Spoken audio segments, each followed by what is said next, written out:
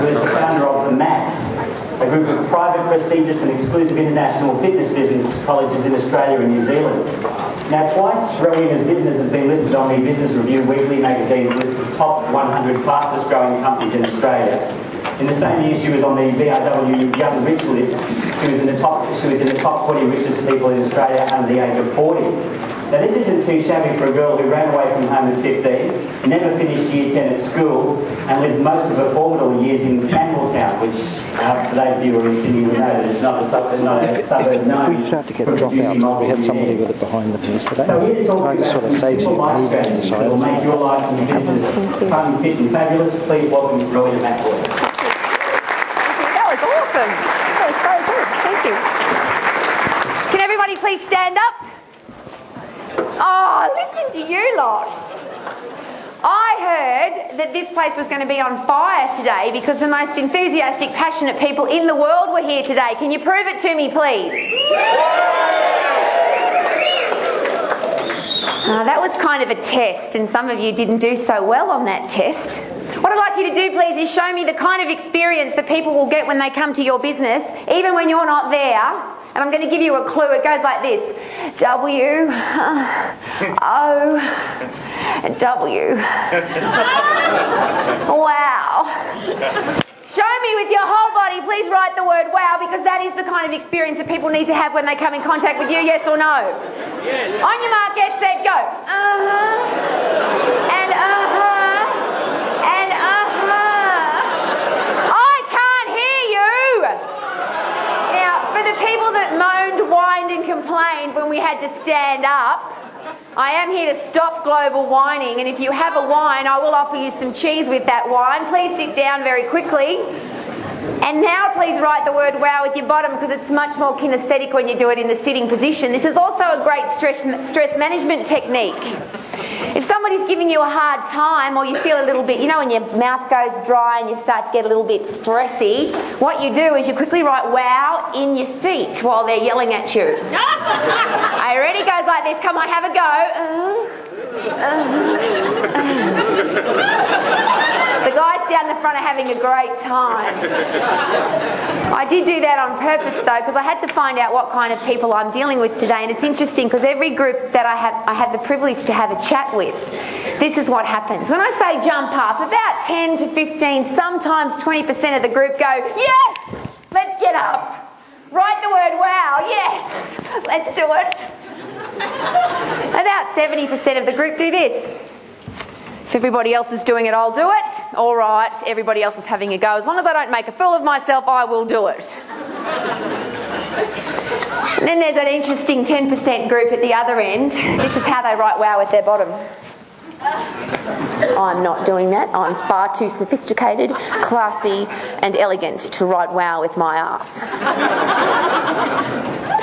And interestingly, just from experience, the people that jump out of their chair and excited about life are usually the ones that have the best businesses, have the most exciting lives, have the best sex lives on the planet, and they sell the most real estate. The group that are the 70% in the middle that go, all right, I'll do it if everybody else is doing it, you're the ones that unfortunately, when it comes to the end of the month and the targets are due, you go, well... Because what comes after well? If you've had a fantastic month and you've done everything you're supposed to do, and somebody says, how many sales did you make this month? What do you say? 27, 32, 11, 12. You tell the number, yeah? If you're embarrassed about the number and somebody says, how many sales did you make? What do you say? Well, it's been, I've been busy. It's been raining, you know. There's been a lot of traffic on the road. I've got children, you know. I've got a very busy life. I can't be expected to make too many sales this month, you know. It's Christmas. I went past a guy yesterday in my industry, and my industry is far more embarrassing than yours. Not in this room. I know that this group of people is not embarrassing. But real estate agents in general, have you seen the list of the most trusted people on the planet?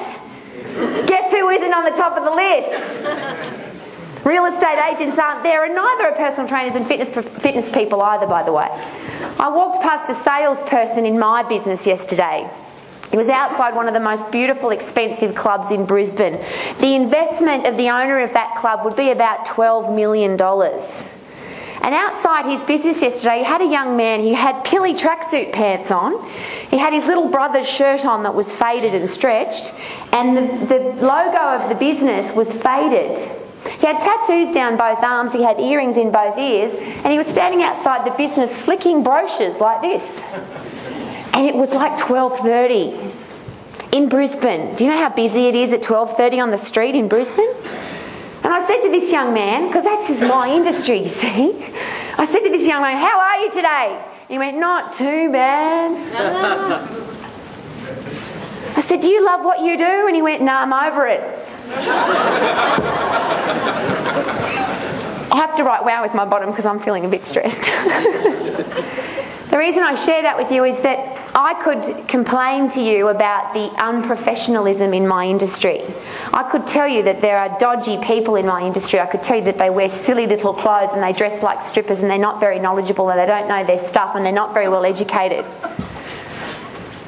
And you could probably say the same about yours. But the challenge we've all got in this room today as professionals, because you're not salespeople, I'm not a fitness person, we are fitness and sales professionals. But the challenge we've all got is that we are only as good as the worst person in our industry. You see, if somebody gets a really poor experience with a real estate agent, they go, yes, I've had a terrible experience, but I'll go and find me a good one now. What do people say when they've had a dodgy experience with a real estate agent? All real estate agents are dodgy, yes or no? So the challenge we've got, because this is a leadership conference, is that we have to not set the example, we have to be the example. We have to be so extraordinarily different to the ratty, shitty group of people that are the poor part of our industry, that we stand out so much from the crowd that we can't even be compared to the crowd. See, I don't call myself a personal trainer anymore. I don't train personal trainers in my business. What I do is I train international fitness professionals to be superb. You have to be the ultimate, and when you're at a party, I'm sure you've got this down pat, but however, some of you haven't, because I've asked some of you today, what do you do? And you go, oh, I'm in real estate. If you do that at a party, I promise you, you are not going to excite people. What do you do? Oh, I'm in real estate. You may as well say I'm an accountant. Oh, really? How exciting. What do you say when you're at a social event and somebody says, what do you do? How about this? I help people get the largest amount for their property in the shortest period of time, and I look after them and their real estate investments for the rest of their lives. And I'm the best in the world at it. Oh no, but that's too American, isn't it? You can't tell people how good you are. Because in Australia and New Zealand we don't do that. I spend 2 weeks in New Zealand, 2 weeks in Australia. That's my life right now. And one of the most challenging things I find is that when you're really good at something, why are you embarrassed about it? You're not. I know you're not, but some people are. I've got a girlfriend here in Brisbane. She bought a brand new BMW, beautiful car. She'd set a goal for it for a whole life to have this beautiful car. She finally went to the dealers and bought the car. And when people asked her about her car, she said, oh, I'm just borrowing it from a friend. Because she was too embarrassed to tell people that she was so successful that she was able to go and buy a brand new car. I know that's not the philosophy in this room. What I'm asking you to do today is ask yourself this question: am I the leader in my field? Am I the very best at what I do? Do I stand out so much from the crowd that I'm not even recognisable anymore from the crowd? And do you know what? It's not that hard. Here's my favourite analogy. Having driven one for a couple of years, and for the guys in the room, I'm the first woman in Australia to ever buy a brand new Lamborghini. And I don't have it anymore because it's a silly, silly car to have because you can't park it, it's too hard to drive, and it's a ridiculous amount of money. But you've got to do that one time. Yes or no? Just quickly, I want to share with you a couple of interesting experiences having that car. Almost every day that I took that car out on the road, somebody would say to me this: are you a prostitute or a drug dealer? You know what I used to say? My dad bought it for me. No, I I didn't. This is the car that I set a goal for to have all of my life. Now, I'm not sure how you're going with cars, but I don't know anything about cars. I just want to share a couple of really interesting things with you. Just quickly, top of the range Commodore, how much does it cost? Well, there's a big difference between 80 and 55. What is it? Top of the range. Let's go with the 80. We'll go with the top end. So let's say 80,000. A brand new, let's go with the Lamborghini. Brand new Lamborghini top end with all the bits on it. Let's go with all the bits on it. We'll go up to the 800,000. How about that? I had this thing on it where you pressed a button. It was particularly for girls because it was so low to the ground that if you ever came to a bump and you didn't think you could make it over that bump without scraping the bottom of the car, you pressed a button, the car would just automatically levitate. Pretty cool thing. Around about, if you knock it up, you could get it up to around about 800,000. So, how many wheels, please? Commodore's got 4 wheels. How many wheels, please, Lamborghini? 4. It's 10 times more expensive. How many wheels should it have? Hello? How many wheels should it have? It should have 40 wheels. How many steering wheels, please, on a Commodore? Lamborghini, Scott. How many should it have? It's 10 times more expensive. Should have 10. What about this? How many doors, please? 4. How many does a Lamborghini have? Ripped off. How many should it have? How fast does the top end Commodore go, please? I don't know why I'm asking you, but you seem to be the expert. About 260 kilometres an hour. 260 kilometres an hour. Please don't ask me how I know this, but I was invited to drive around the track with the Lamborghini head driver of the Australian race team, and a top-end Lamborghini can go around the racetrack about 380, 390. How fast should it go? How fast should it go? It's 10 times more expensive. Should fly. But it doesn't. What I'm sharing with you is to be 10 times more valuable to your clients, to be 10 times more outstanding from the crowd, to be 10 times different doesn't take that much. There's still only 4 wheels. There's still only 1 steering wheel. When I was interviewed for the BRW Richest Person in Australia, this is a really funny story, and please, for the blondes in the room, this is not meant to be aggressive, but I must have sounded pretty blonde. I got a telephone call from Peter Stefanovic at A Current Affair, who's now the foreign correspondent for Channel 9. He said, Rowie, we want to come do an interview on you today for A Current Affair. You are the richest richest person in Australia, one of them, under the age of 40. I said, that's nice, how much am I worth? He said, how come you don't bloody know?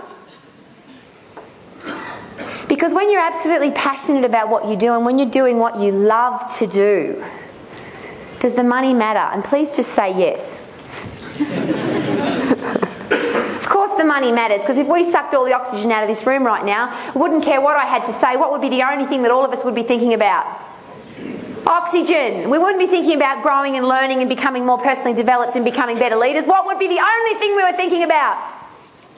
Oxygen. If I took all the money out of your life right now, would you be thinking about personal development and growth and how to become a better person? What would be the only thing you'd be thinking about? Can't pay the bills, can't pay the mortgage, can't feed the kids, can't put clothes on my back, can't catch the bus. How am I going to make that happen? And here's the biggest challenge that all of us have as sales professionals. If you're not making any money, when you sit down with somebody, that's exactly what's going to be happening. You're going to be thinking, how can I get my next bill paid? I hope this person buys something off me because my electricity bill's 3 weeks overdue. And see, it's really simple, because I didn't finish year 10, but I was taught some of these things really early, thank God. 55% of your communication is your sparkly bits. I don't know what that is in real terminology. I think the psychologists call it your ethos. It's who you really are. See, we can all sit here for the rest of the afternoon, because I know some really good courses on neuro-linguistic programming and how to use your body language and your voice intonation and your facial expressions to say the right thing in the right way. But as you already know, only 7% of what you say really adds to the conversation. 38% of facial expressions, your voice intonation, your body language. What's the rest? What's 55%? I'm not very good at maths, but 55% is more than half. And that's your sparkly bits. That's what's really going on the inside. And if you're doing what you're doing for the money, you sit down with somebody who wants you to sell their house for them, and they're going to be thinking now, they're saying the right thing, And they're saying it in the right way with the right body language and the right facial expressions, but they're full of shit. And don't pretend that people don't swear, because they do. And they swear about you probably, and me. They swear about my industry all the time.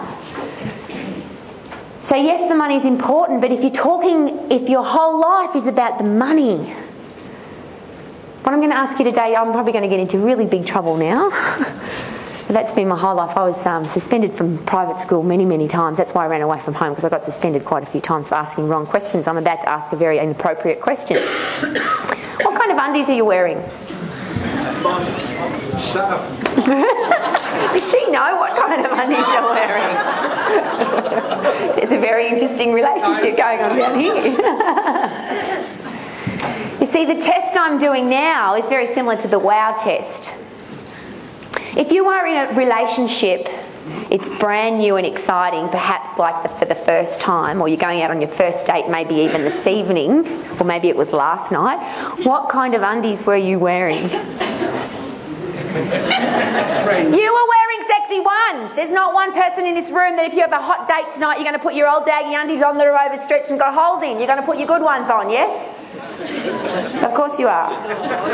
But interestingly, if that date tonight went really well and things hotted up and you had a few more dates and a few more dates and you went away for a couple of strong ends, I don't call them weekends, because only weak people would say weekend, wouldn't they? We have a strong end. So you go away for a few strong ends and you have some great relations and you get to know each other and you meet each other's family and you end up getting married. And then after you've been married for a little while, what happens to the underwear? You know why you're laughing, don't you? Because after you've been married for a while, it's okay to wear comfortable undies. Like, he won't mind. He knows I've got to sit down all day. I can't wear those things up my bottom all day when I've got to sit in a chair all day. I'm going to wear nice, white, comfortable undies. And then I know women don't do this, but as the relationship starts to deteriorate and get worse after 25 years and now you're not doing it anymore, guys start wearing undies that have got holes in them and they're overstretched and they've got brown marks on them and they think that's attractive. No, they don't really. They know that's not attractive anymore. And just quickly, you know that your guy's been playing up if he's been wearing those stretchy, ugly undies and all of a sudden he starts wearing black sexy ones again. There's something going on. Well, here's why I'm going to get into trouble today, because in this room today there are some people who are wearing sexy undies because you are in love with your career.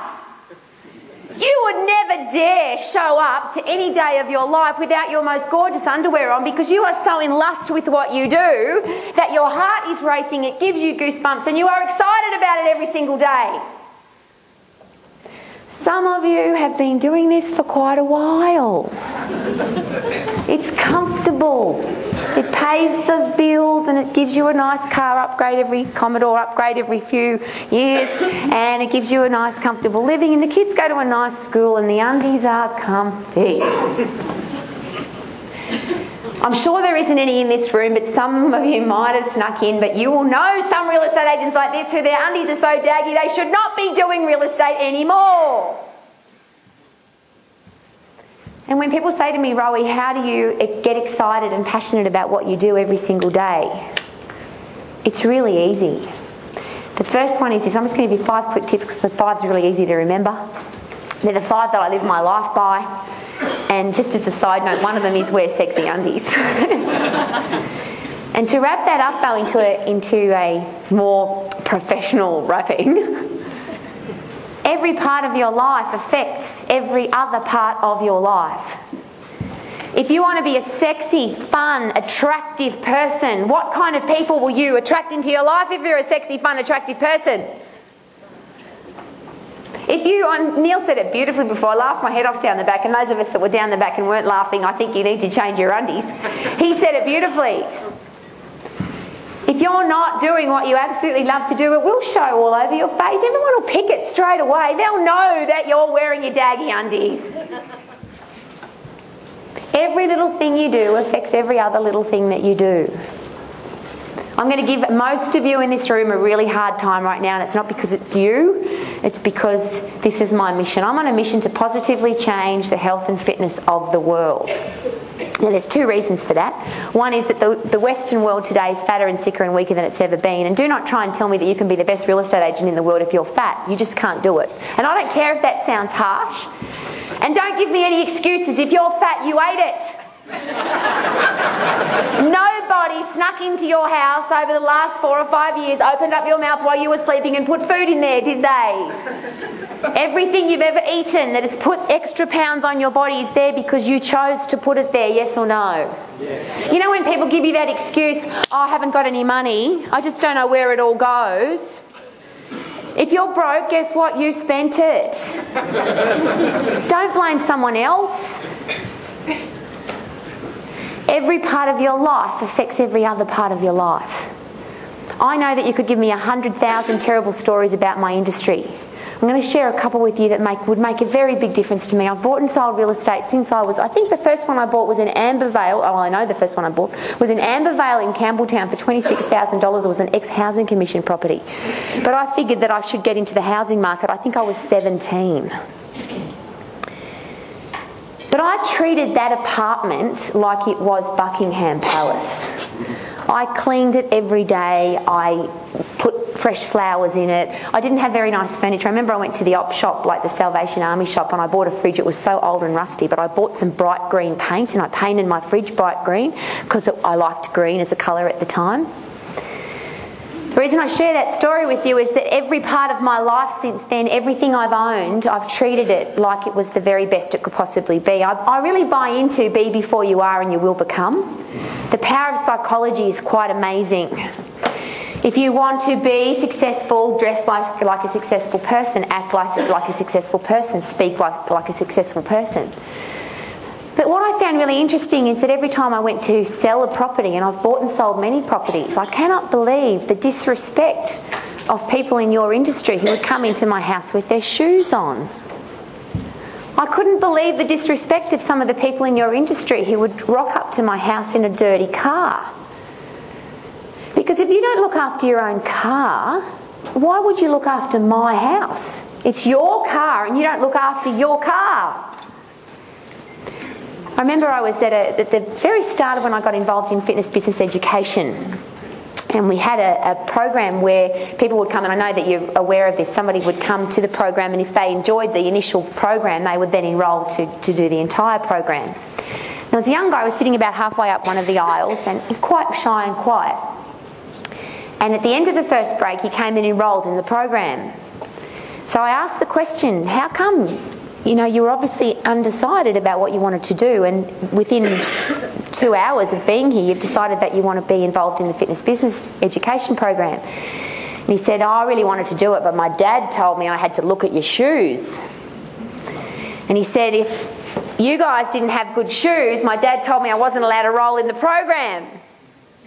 My husband, who was coaching the session at the time, he's got a magnificent shoe collection, and he had beautiful shiny shoes on, which he always wears. And because of that, that young man enrolled in our program.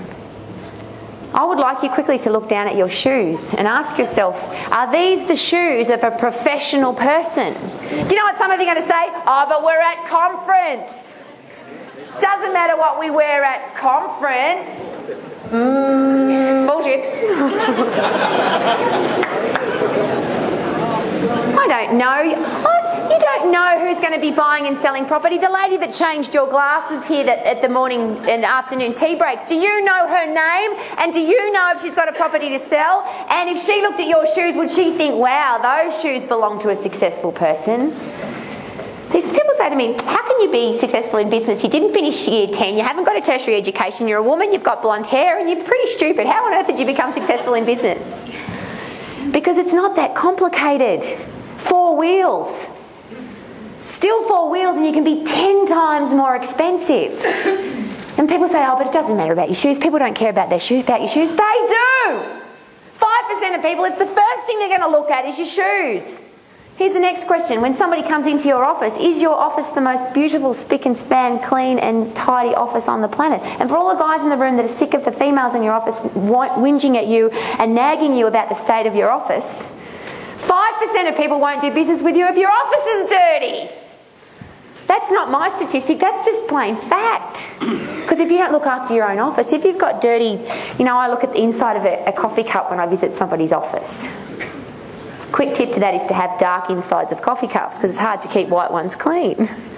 But there are lots of people on the planet like me that won't do business with you if you've got a dirty office. Everything affects everything else. Please put your fingernails or hands down on the table with your fingernails facing up.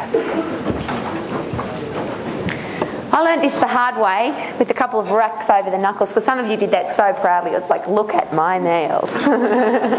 Some of you went, don't make me put my nails on the table. You see, if you've got chewed fingernails, please tell me where chewed fingernails and a disciplined sales professional fit together. When it comes to the end of the month, someone will say, how many sales this month? And you'll go, well...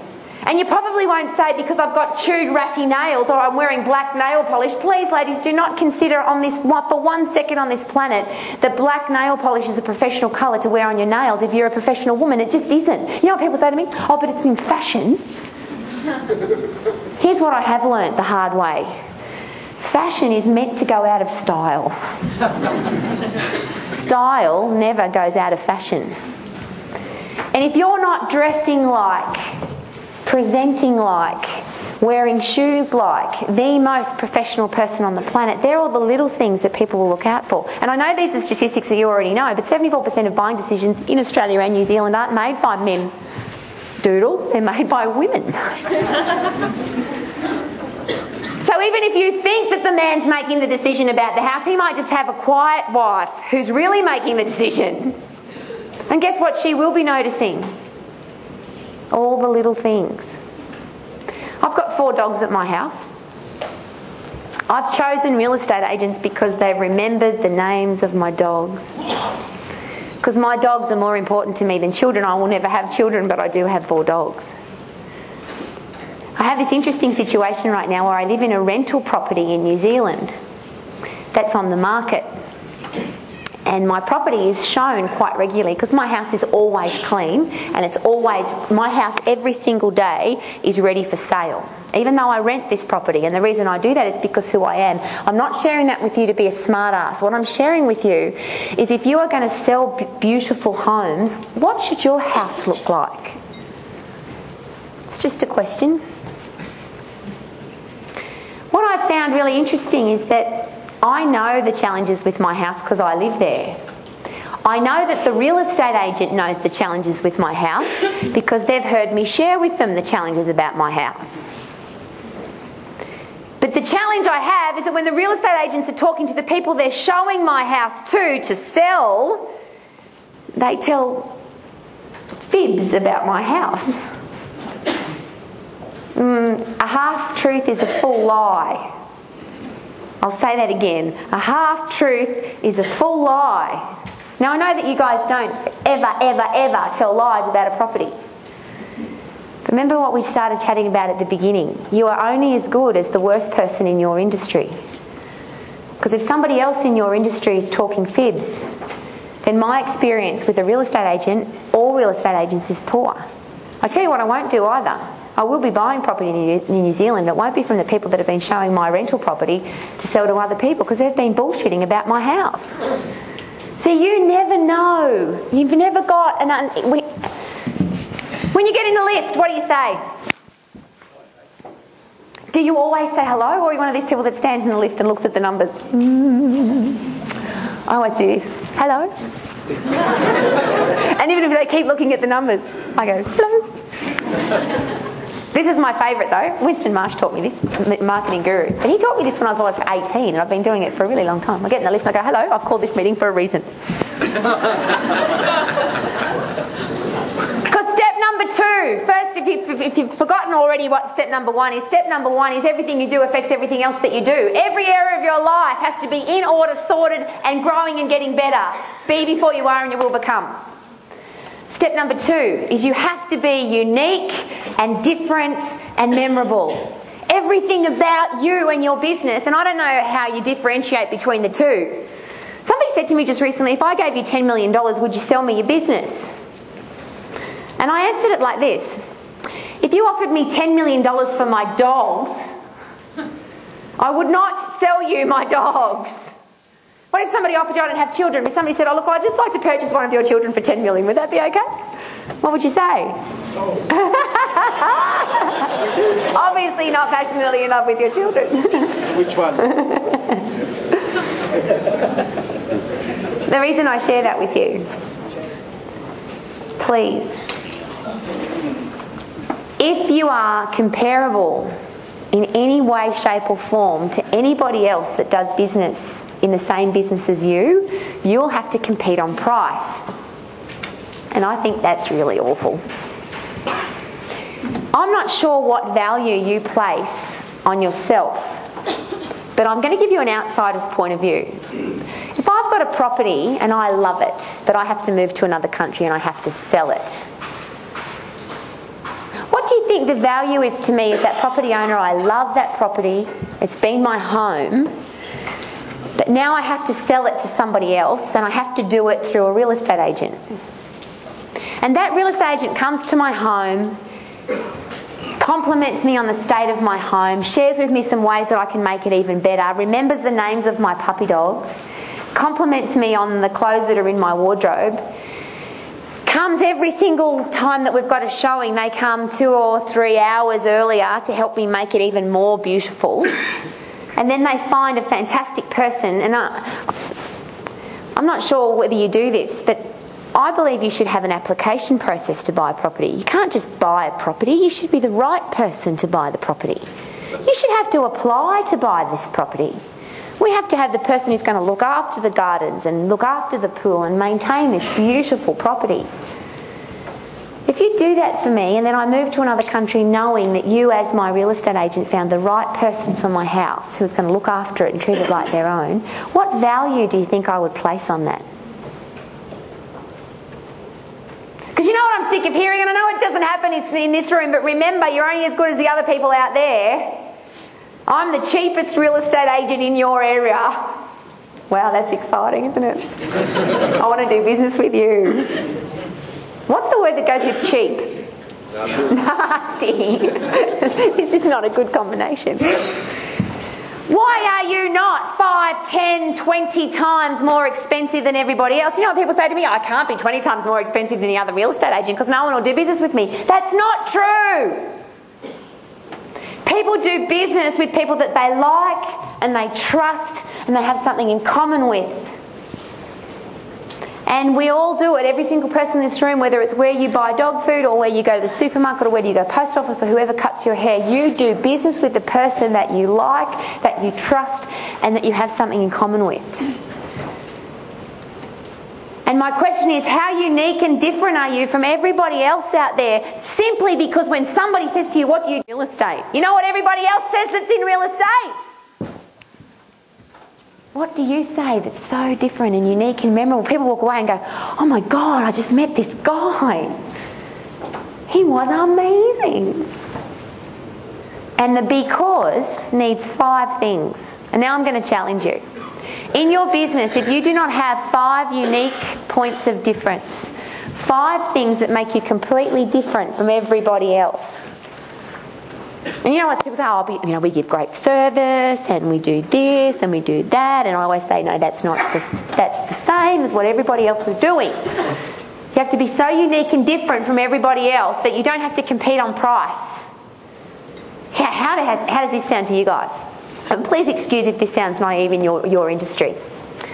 I don't care how much they charge to sell my house, I just want them to do it. Does that sound good? How does this sound?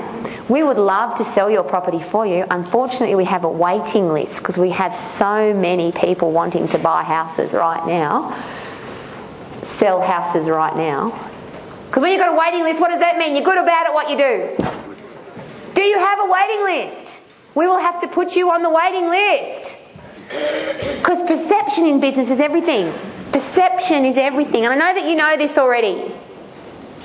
But just quickly, because we've all been asked this question before, don't think about it, just answer the question straight away.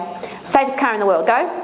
Oh, isn't that interesting? Straight away, Volvo, safest car in the world. Now, what I do know is that Volvo buys their safety technology from Mercedes. So if you own Mercedes and you were selling your safety technology to another company, would you keep a little bit of the best stuff for yourself? Yes or no?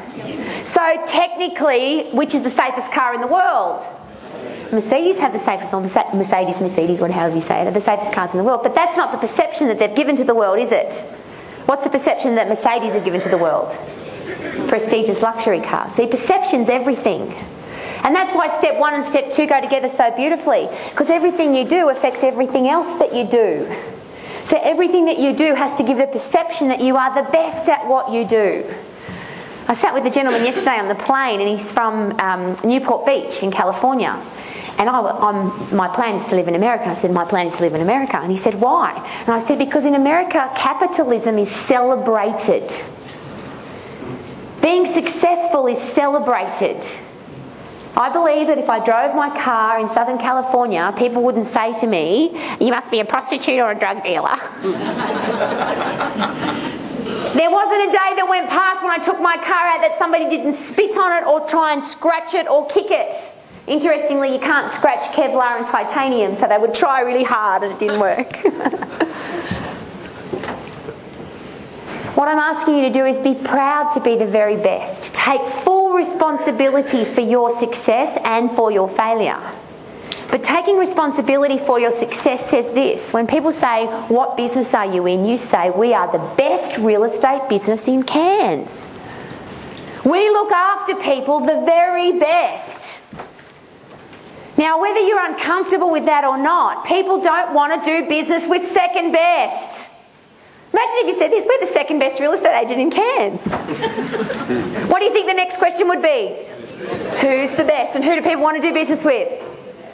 Now, you don't have to walk around saying, we're the best, we're the best, we're the best, we're the best. And that's not what I'm talking about. I'm talking about perception is everything. If you've got shiny shoes, well done nails, a clean office, beautiful signs, everything about you gives the perception that you're the best, then you're already there. Be before you are and you will become. Third point for today, we've covered it slightly. Get yourself into great shape. There are no excuses, please, for this, none whatsoever, because I am the best in my industry, and I'm about to share with you the most effective way to get your body into great shape and to be fit, healthy and strong. Does that sound good? Yes. And it doesn't take very long, and it's really easy to understand. Are you ready? It involves no potions, pills, powders, exercise machines, and I don't want to sell you a book or a program. Does that sound good? Okay, here, it starts like this. How many of you brush your teeth? Please, hands up. If I don't get 100%, I'm going to be really, really, really pissed. Hands up. Everybody who brushes their teeth. Thank you. We've got 100% acceptance rate in the room. That's fantastic. If I was from the Australian Dental Association, I would recommend that you brush your teeth how many times a day? 2 to 3 times. So 2 in the morning and 2 minutes in the morning, 2 minutes in the evening. That would be correct, yes? Now, unfortunately, most people don't brush their teeth for 2 minutes, and some people go for a little bit longer, but the average is 2 minutes in the morning and 2 minutes in the evening. Now, I have a really important question. If it's cold, do you still brush your teeth? Yes.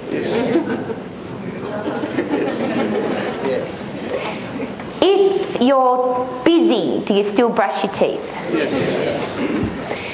If the kids are screaming and giving you a hard time, do you still brush your teeth? Yes. Why? You're in the habit. I love that answer. That's a fantastic answer. What would happen if you didn't brush your teeth? They would fall out. They would rot. How would your mouth feel? If you don't brush your teeth for 2 or 3 days, how would you feel? Nobody should know the answer to that question. Maybe that's why at the end of the month the sales numbers aren't there. Oh, I forgot to brush my teeth, it was too hot. See, in Cairns you could say that, couldn't you? Oh, I haven't got time to brush my teeth, it's too hot. Well, what I'm asking you to do is make a commitment today to this beautiful body that you've been given. This is the body that you have to perform with daily. This is the body that you have to be a parent with, that you have to be a real estate agent with, that you have to be a mother with, a father with, a lover with. How many of you right now would be absolutely ecstatic if I asked you to walk around naked because you're in such great shape? We would be incredibly proud of the shape of your body naked. Yes. Yes. There's always one and it's always a bloke.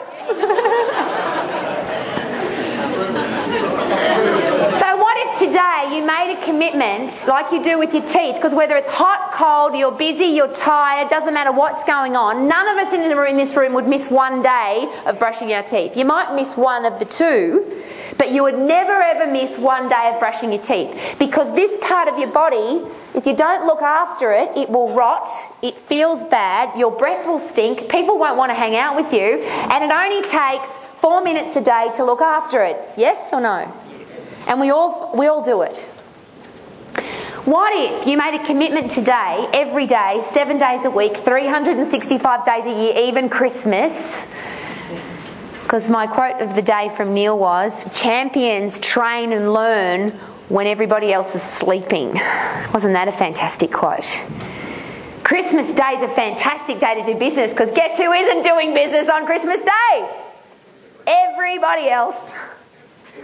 If you made a commitment today, 365 days of the year, that you would exercise your body, and I'm talking huffing and puffing, I'm not talking about going for a walk. You know, this is a classic example. Rowie, I walk every day and I'm not losing any weight. First of all, there's a real challenge with I walk 30 minutes every day, but because I walked, I'm so proud of myself, I celebrate with a muffin. Second, health and fitness isn't about losing weight. Health and fitness and being strong and vital and energetic isn't about losing weight, because here's what most people do when they exercise. They exercise to lose weight, or they exercise not to get fat, which is negative, negative. Why are you exercising? I'm losing weight. I see them on the Gold Coast beach, sun shining, waves are coming in, beautiful sky. How are you today? Leave me alone, I'm burning calories. This is not fun. Exercise is meant to be fun. So what if you made a commitment to 2 times in the morning and 2 times in the afternoon for about a minute, where you huffed and puffed? Now, some of you, because there's some elite athletes in the room, you're going, that's not enough. If you did as many push-ups as you could do for a minute at 7 o'clock in the morning, and you did as many push-ups as you could do at 10 o'clock in the morning, and as many as you could do at 3 o'clock in the afternoon, as many as you could do just before you went to bed at night. Just quickly, guys, when you do push-ups, your arms pump up and they look bigger. Women like that just before you go to bed, looking bigger. The interesting, and I apologise, this is my sincere apology for this afternoon, my industry has screwed up exercise. We have made it so complicated and so hard and so boring and so long that nobody does it. I remember when I very first started, I just did my first bit of education, and people would come into my office for their fitness program, and I would say you have to do 30 minutes of puffy exercise 3 times a week, or don't bother. And guess what? They don't bother. Because I started teaching exercise when I was 13 years of age. I'm now 43, so for 30 years I've been teaching people exercise, and in 30 years the Western world has got fatter and sicker and weaker and less energetic, and type 2 diabetes has become pandemic, and a new disease called diabetes is, 10 years ago that wasn't even in the dictionary, and now diabetes is a disease that's out of control. All of which are totally curable and preventable by a great exercise program and a healthy eating plan. But what my industry has done is we've made it so complicated that nobody wants to do it. It's too hard. But if you can't find 1 minute in the morning and 1 minute at morning tea and 1 minute in the afternoon and 1 minute before you go to bed to look after the whole body, guess what you should do with your life? Change it.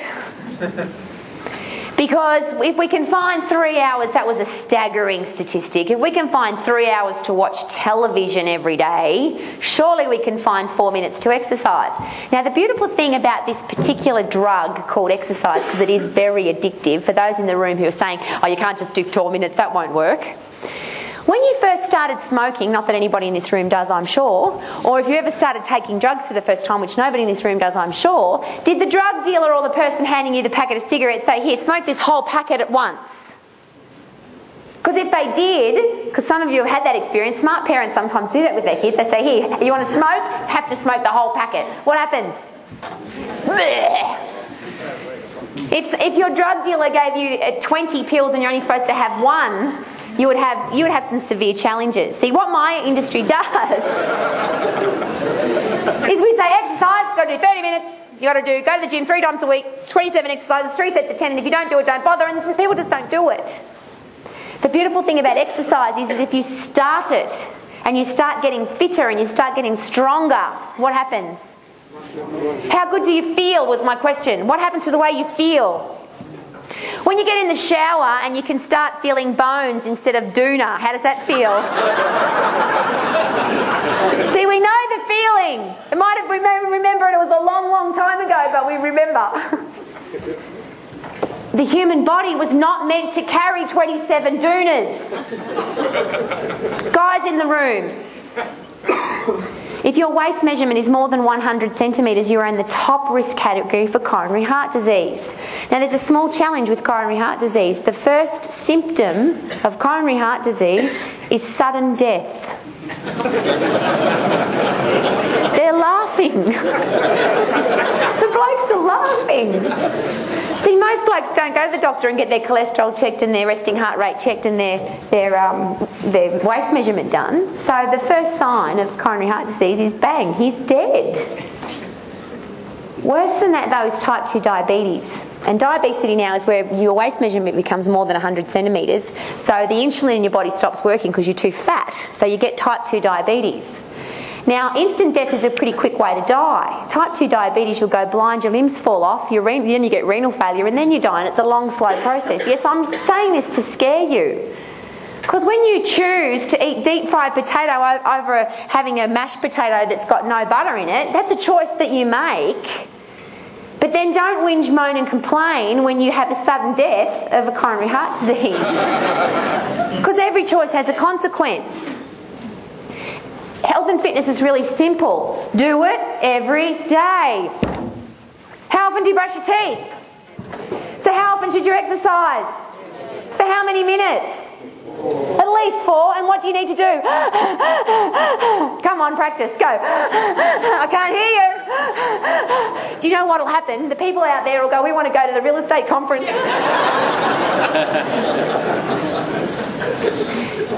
What you put into your body is really interesting. And I know you've heard this analogy before, but I'm just going to remind you. Melbourne Cup wasn't that long ago. Anybody do any good? Yeah. I was given a great tip. It was called, what was the guy that got second? No, it's My Lucky Day, that's right. And that was a tip to win anyway. My Lucky Day got second, but that was my tip. Just quickly, the owner of My Lucky Day, $1 million racehorse, do you think that the night before the Melbourne Cup, My Lucky Day was given 2 all beef patties, special sauce, lettuce, cheese, pickles, onions on a sesame seed bun, a large thick steak, a couple of cups of coffee, a glass of red wine and a port? Yes or no? Say no. Because what did My Lucky Day have to do the next day? Perform in a horse race. I know some of us think that horse racing is pretty important, but can I please ask you, is not what you do for your career far more important than a horse race? And yet you will, at some stage, no you won't, no one in this room will, because you are leaders in your industry and you would set the example. You would not put rubbish in your body, because if you put rubbish in your body, what's going to come out?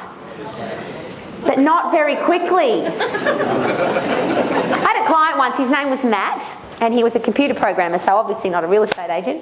And I said to him, because it's a very important question to ask, and I will ask everybody else in the room this question, when was the last time you did a number 2 that slid out easily? Oh, stop it! Some of you are looking a little bit indignant that I would even ask that question. I promise that if you are not doing number 2s that slide out easily every single day, number 1 is you'll have a stomach ache. Will you perform well regularly if you have a sore tummy? Just say no. When I said to Matt, when was the last time you did a number 2 that slid out easily? He went, Sunday. I said, mate, it's Friday.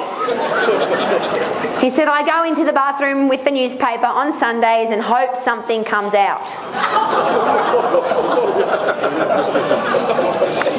1 in 3 men that die of any kind of cancer die of bowel or colon cancer. And can you guess what causes bowel cancer? Number 2s that don't slide out easily.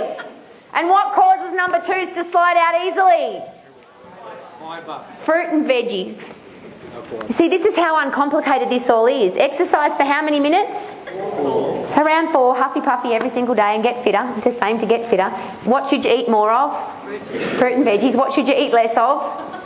Junk, just junk. And don't tell me you don't know what that is. People go, I don't know what to eat. That's just an excuse. Here's another one that's an excuse. I've tried everything and it doesn't work. That's just not true. Because you know full well that and I used to say this to my clients, if I held a gun to your head, young lady, and I said I was going to kill, not you, I was going to kill your 2 children if you don't lose weight, how quickly would you lose weight? Very quickly. See, it's not the lack of knowledge that's the challenge here, it's a lack of motivation. But I'm going to ask you, what more motivation is there than when you wake up in the morning and the alarm goes off? Why you even need an alarm, I don't understand. Because when you're a real estate agent, should you need an alarm to get up, you should be getting out of bed going, yes! I'm excited. You could practice that just quickly. Go. Yes. So you jump out of bed with what I call the 3 E's. Energy, enthusiasm and excitement for your day. Yes? Yes. Do not expect that you can do that if you don't brush your teeth, you don't do regular huffy puffy exercise, you don't eat fruit and vegetables. You can't eat rubbish and expect to jump out of bed with energy, enthusiasm and excitement. You guys are too smart for that. There's 2 kinds of people in the room, or 2 kinds of people in the world. I'm sure there's none in this room. There's intelligent people and smokers. Do not try and sell me, which you couldn't sell to any of the medical associations in the world today. Do not try and sell me that you can wrap up toxin, rubbish, drugs and the most poisonous chemicals in the world, eat a bit of paper, light it and suck that into your body and tell me that that's an intelligent thing to do. That's just stupid. But here's what else is stupid. If you come to my house and want to sell my property for me and you smell like that, because what that says is that you have a substance addiction. It means you do not control your life. A piece of paper filled up with the most toxic drugs in the world that you have to light every 5 minutes. And just quickly, how productive are smokers? Where do they have to go every 5 minutes? And you know where they sit? They sit in the gutter and hide behind corners. And this is not a life that you want to share with the world. Successful leadership people don't do this to their body. You only have one opportunity. This body, you cannot auction it. And I know you don't believe in auction, but you cannot. Sell it to somebody else and get a new one. This is yours. This is the only thing that you've got to take you through your whole life. I'm asking you to respect it. And the next thing I'm asking you to do is set the example for the people on your team so that they respect you. Because remember the first tip from this afternoon? Everything you do affects everything else that you do. If you look down right now, and even though you're wearing clothes, if you weren't wearing clothes, guys, could you see your penis?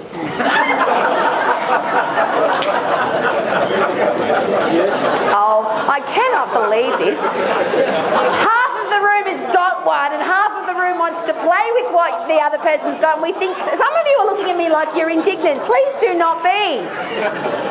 I am reminding the guys in the room, because if I don't tell you, your wife may not, because your wife might say this, no darling, you look fine. And just as a quick side note, because I really need to get the guys back on side now. Ladies in the room, guys, please take note of the answers to these 2 questions. Ladies in the room, be honest and tell the truth, because you always would, because you are real estate's with integrity. Ladies, when you've put on weight, do you know? Say yes or no. Yes. Guys, did you hear that? When a woman's put on weight, does she know? Yes. Ladies, if you've lost weight, do you know? Yes. So why do you ever say to a guy, darling, do I look like I've put on any weight?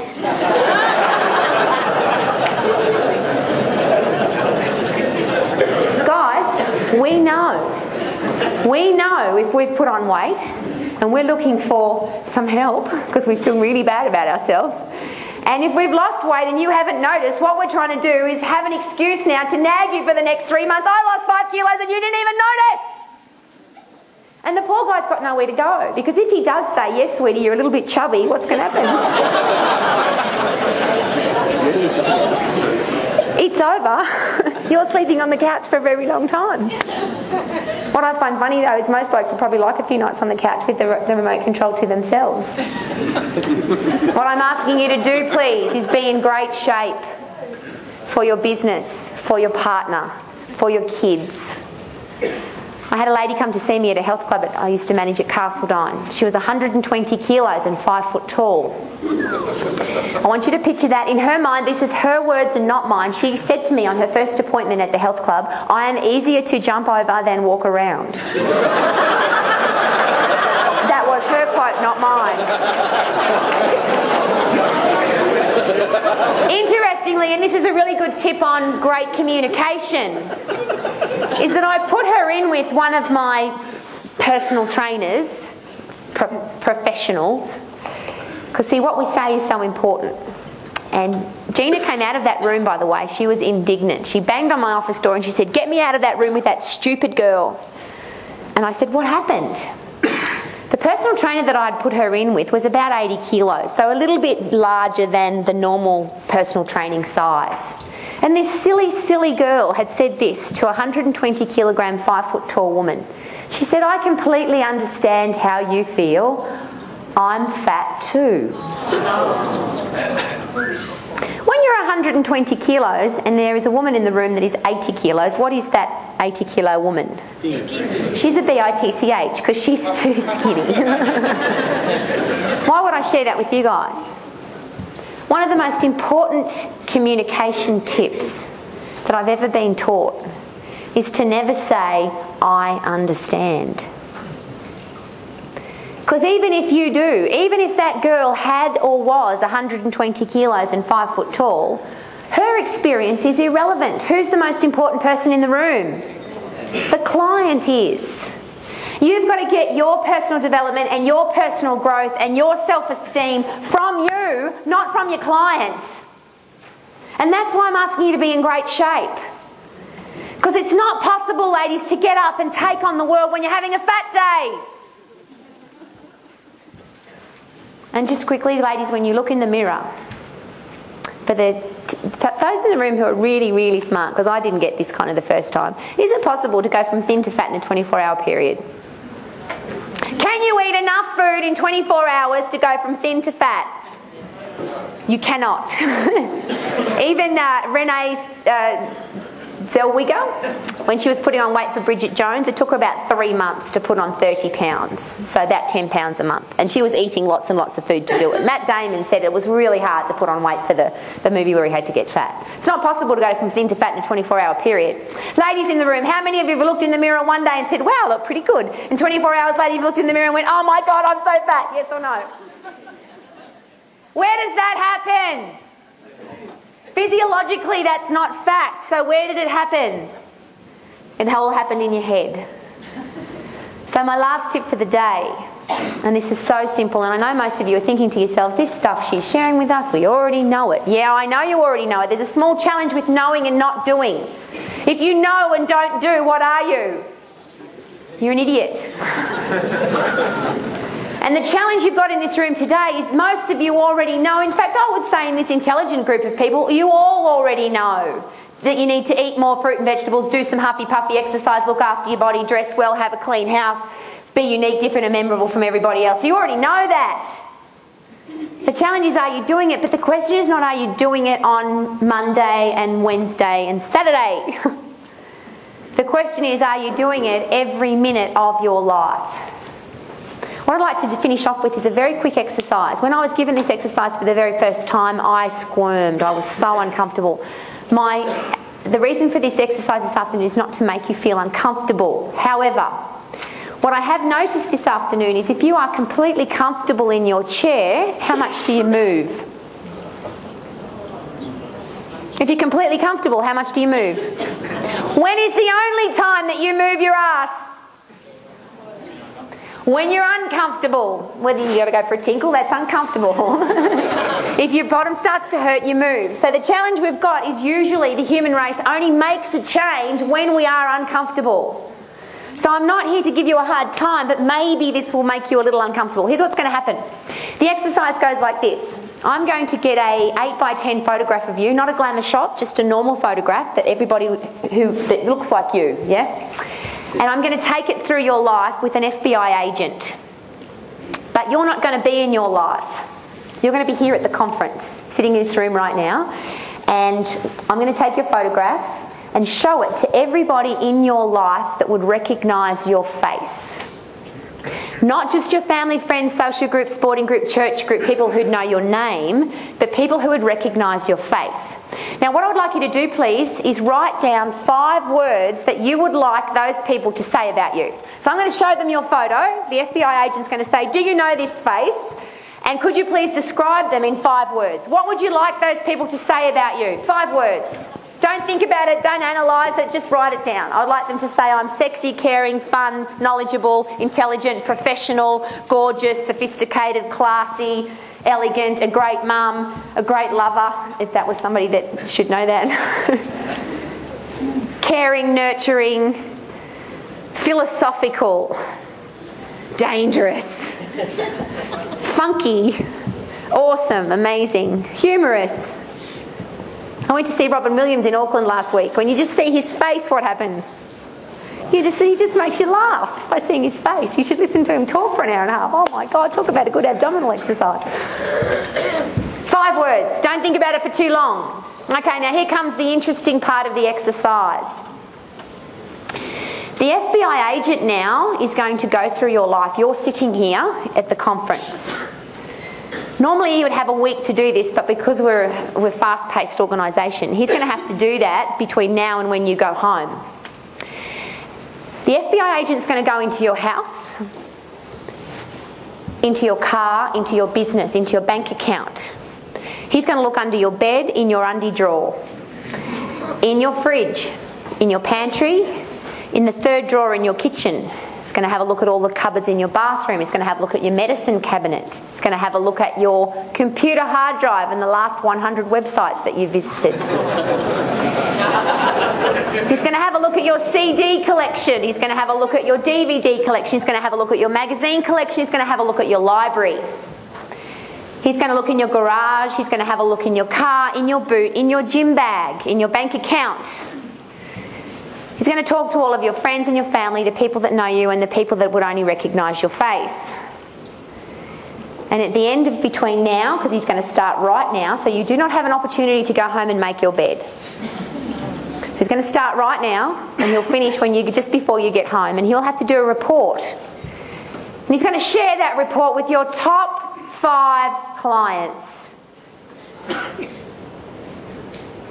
And as you already know, 80% of your business comes from 20% of your clients. And how many clients do you have to have a top 5? Quick, I'm not very good at maths. 25 clients. So out of 25 of your current or past clients, he's going to show 5 of them, your top clients, the people that you want to do business with for long term, he's going to show them that report. Will he use the same words that you've written down?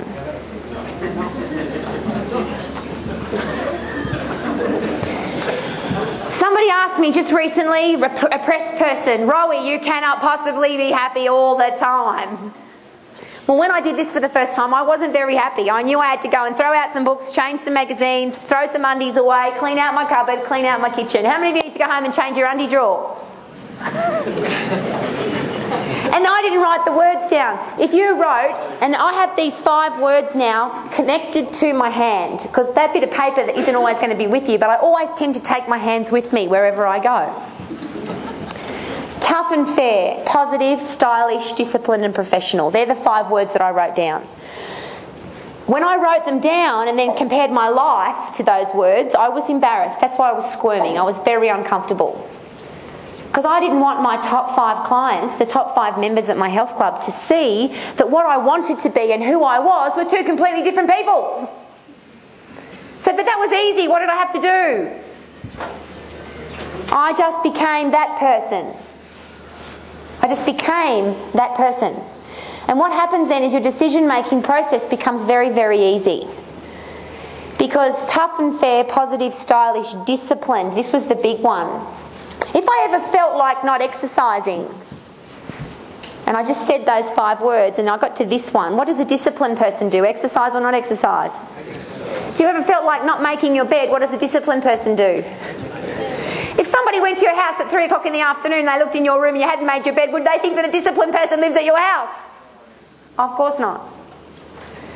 I didn't pick those words, you wrote them down. If you wrote down the word sexy and you've got daggy undies in your undie drawer, you have to throw some undies away. I didn't ask you to write those particular words. I just said pick 5 words. And you picked the 5 words that you want to be known as. Well, happiness comes when who you are and what you present to the world are exactly the same. Even tougher is if that FBI agent could open up your brain or give you a CAT scan and read your mind. Would you be proud to have your thoughts displayed to the world? That can now happen, by the way, because everything you've ever typed into Twitter or put onto Facebook or put into an email is existing somewhere on the World Wide Web today. And if you don't believe me, think about an email that you wrote 2.5 years ago. Go to your Google desktop search and type in 2 words out of that email, and guess what's going to pop up? The email that you thought you deleted 2.5 years ago is going to be there in black and white. What I'm asking you to do is be the best person that you can possibly be, because if you want to stand out from the crowd, if you want to be so uniquely different to everybody else, it's because you're a great person in every area of your life. You've got great breath because you brush your teeth. Stomach because you exercise regularly. You've got a positive attitude because you believe in yourself. You're unique and different because everything you do is designed not to be the same as everybody else. One of the interesting things, and it's on just this week, Schoolies is on at the Gold Coast this week. And I spend a lot of time chatting to year 11s and 12s and school teachers now. It's a lot of my life. One of the things I get really disappointed with, I talk to young girls daily about being unique and different and standing out from the crowd. When I go and see them at schoolies, guess what they're all wearing? The same as everybody else. And I say to them, how's a boyfriend going to pick you because you look the same as the 10 other girls that you're hanging out with? For us to be known as professionals, it's not complicated. In fact, it's so easy. Today I noticed a top button that was done up beautifully. You know, guys, it's good to wear a suit, but you've got to wear the suit. You do not want muffin tops over the top of your shirt collar. What is the use of a $1,000 pair of shoes if they're scruffy? And some of you might think that they're only little things, but every part of your life affects every other part of your life. Last but not least, my goal is to positively change the health and fitness of the world and to positively change the names of the days of the week. Because I believe that the names of the week are really boring. And the worst one is a day called Monday. Because what do people suffer from on Monday? Monday-itis. Not that anybody else in this room would ever suffer from Monday-itis, but have you ever heard this? How are you today on Monday? Oh, how do you think I am? It's Monday. I'll be so much better when it's Friday. This is the worst one. How are you today? Not too bad. Do you know what that means? I'm bad, but not too bad. What I'm asking you to do is to have a system for every single day of the week, so when somebody asks you, how are you, you'll be memorable, unique and different, yes? So when you go to the supermarket checkout and the little girl says to you, how are you today? You're going to say, well, here's a system. And just before I share that system with you, I have to share with you why this is so important. First of all, in this room today are mature adults, yes? Tell the truth in advance if you have to. A very, very, very good friend of mine is a gentleman by the name of Timothy Bean. Such a good friend of mine that he was the bridesman at my wedding. He started as a checkout chick. He called himself that. He started as a checkout chick at a Redcliffe supermarket, and he's now the international buyer for Woolworths Australia. So what he would like you to do is buy all your Christmas decorations from Big W, because he handpicked them personally from China this year. Anyway, he designed the eye care program for Woolies. And because Woolies did it, Coles does it as well. So when you go through the checkout, he put this system in. When you go through the checkout at Woolies or Coles, what do the people have to say to you when you go through the checkout? Hello, how are you? They have to say that. If they get caught 3 times not saying that, they get fired. Warning, written warning, and then firing. Yeah? Now, some of you in this room are very mature, and when they say to you, how are you, you'll say something like this to your friend. Oh, I can't believe they even ask because they don't care. Who's meant to add value when you walk into a room? The checkout person or you, the professional? Who should be adding the value? The checkout person or you, the professional? I'll give you a clue. So, I'm going through a checkout at the Gold Coast, Mudgeeraba Coles, and there's a little girl there behind the checkout, maybe 15, 16, very young girl. Two mature adult women, dressed quite well, go through the checkout before me. Little girl says to the First Lady, "Hello, how are you today?" Why did she say that? Because she had to, otherwise she gets fired. This mature woman said this, "Yeah, whatever." Beep, beep, beep, beep, beep. At the end of the conversation, what does this girl have to say? Because Timothy Bean has trained her to do that. What does she have to say? Have a nice day. Have a nice day. And what did the lady say? Yeah, whatever. Next lady goes through the checkout. "Hello, how are you?" Why did the girl say that? Because she had to. Beep, beep, beep, beep. Lady made no acknowledgement whatsoever that that checkout lady even existed. She left, packed her stuff, paid her money and left. Not that anybody in this room would ever do that, I'm sure, because you know that one day that girl's going to buy real estate, don't you? Or you know one day she's going to go home to her mum and dad and say, "I met the most awesome person today and they were a real estate agent." And their parents might buy property. You never know that though, do you? So I go through the checkout and I said to this young girl, "Hello, how are you?" Looked her in the eye and I said, "Sweetheart, what's important to you?" And she went... No, literally, she was scared. It was like lunatic at checkout 7. I'm telling you this story for a really important reason. This little girl, almost in tears, bottom lip quivering, she said to me, "What do you mean?" I said, "Sweetheart, what's important to you? I've seen how those two ladies just treated you and I want to know, I want you to feel important." Here was her answer. "I want to not go home tonight because my parents are fighting with each other and I hate it when they fight. So I hope I get overtime tonight so I don't have to go home." I stayed there for quite a while and had a chat. Interestingly, for my New Zealand friends in the room, I did a conference at the beginning of this year for vice principals in New Zealand. One of the vice principals, about the middle of the room back there, put her hand up and she said, "I suppose you kept the line waiting?"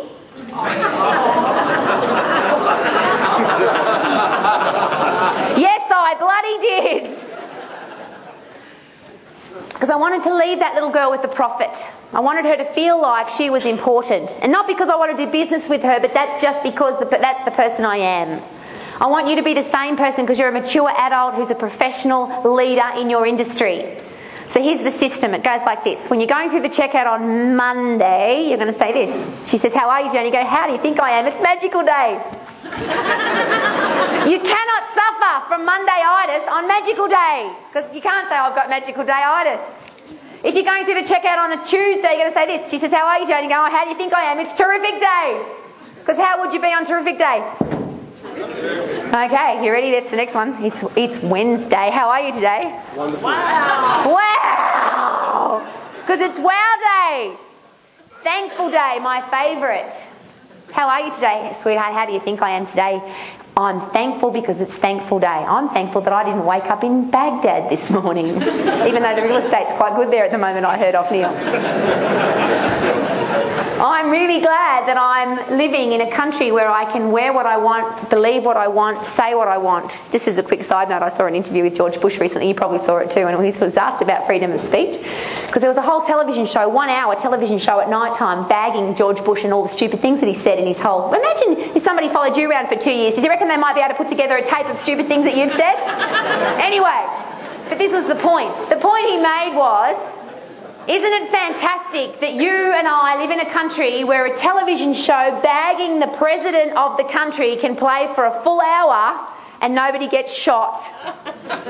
Isn't that a good reason to be thankful? How often do you wake up and go, "Yes, I live in Australia"? For those of you in New Zealand, how many of you wake up and say, "Yes, I live in New Zealand"? Not, "I live in New Zealand, but I wish I could move to Australia"? New Zealand is the best kept secret in the world. Somebody's going to find out about it. I reckon an Arabian Sheikh's going to buy it. There's a real estate proposal for you. You don't have to do one sale that year.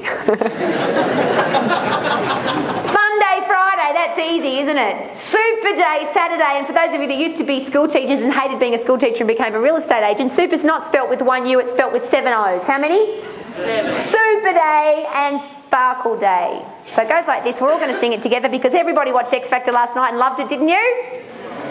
Just very quickly on that, the guy that won that show, he went from being booed in the first episode to winning the event.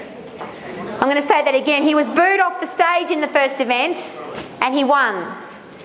How many times in your life will you get booed but you still keep coming back week after week after week after week? How many times will somebody pull you down, criticise you and tell other people that you're an idiot but you still stand back up again and have another go? That's why I love watching shows like that. Okay, everybody stand up. We are on X Factor. It is the final.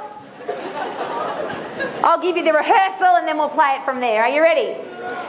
May your Mondays be magical. May your Tuesdays be terrific. May your Wednesdays be very wow. And your Thursdays be thankful. May your Fridays be a fun day. May your Saturdays be super. May your Sundays be sparkly, 'cause you choose them to be. Are you ready? All together now, X Factor Grand Final. For those of you who don't sing, doesn't matter. 4, 3, 2, 1. May your Mondays be magical. May your Tuesdays be terrific. May your Wednesdays be very wow. And your Thursdays be thankful. May your Fridays be a fun day. May your Saturdays be super. May your Sundays be sparkly. Could you choose them to be?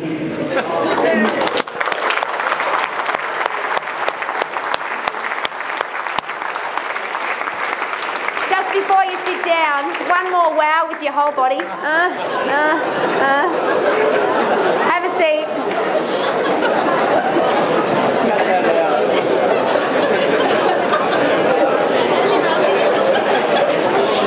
For those of you just then that had an opportunity to sing and you didn't, life is going to give you many more opportunities where you can get out of your comfort zone and have a great time. And I promise you that people want to do business with people that get out of their comfort zone and have a great time, not boring old stodgy ones. So please be the most fun, most bubbly, sparkly, wow real estate agent on the planet, because I want to come buy houses from you. Thank you for having me this afternoon.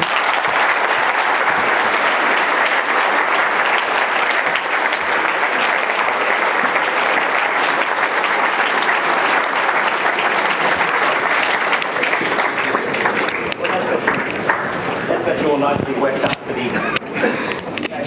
You're on here. Yes. Yes, I saw that. That's got you all nicely worked up for the awards tonight.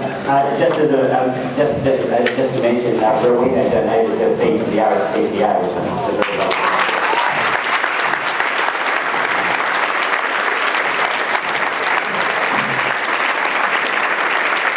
So we'll see you all tomorrow. No, I'll see you tonight at the awards, and then tomorrow 9 o'clock starting. Please just one more time.